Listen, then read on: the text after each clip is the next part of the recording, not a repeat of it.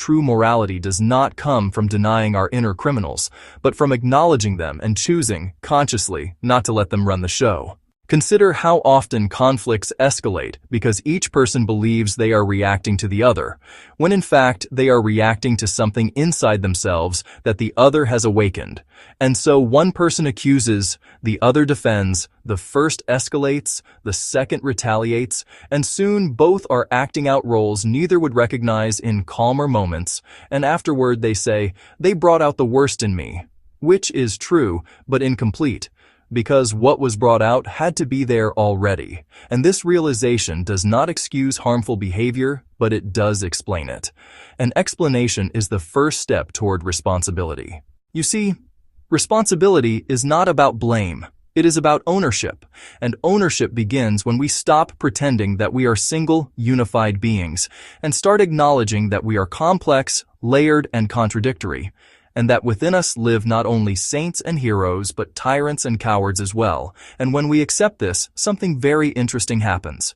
Other people lose some of their power over us, because they can no longer surprise us with ourselves, and the emotional blackmail loses its grip, because we are no longer terrified of discovering something ugly inside. This is why coercion works best on people who believe they are innocent. Because innocence, when rigid, is easily manipulated, whereas someone who knows their own shadows can say, "Yes, that impulse exists in me, and I choose not to follow it," instead of being dragged into acting it out unconsciously.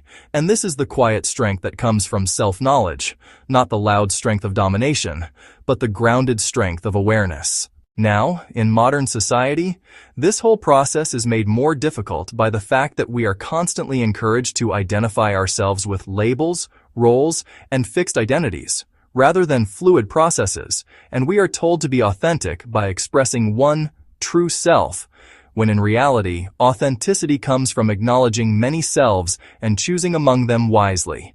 And this is why identity politics, rigid moral frameworks, and simplistic narratives about good and evil often create more conflict than resolution, because they deny the complexity of human nature and invite projection, where everything dark is placed outside and everything good is claimed inside.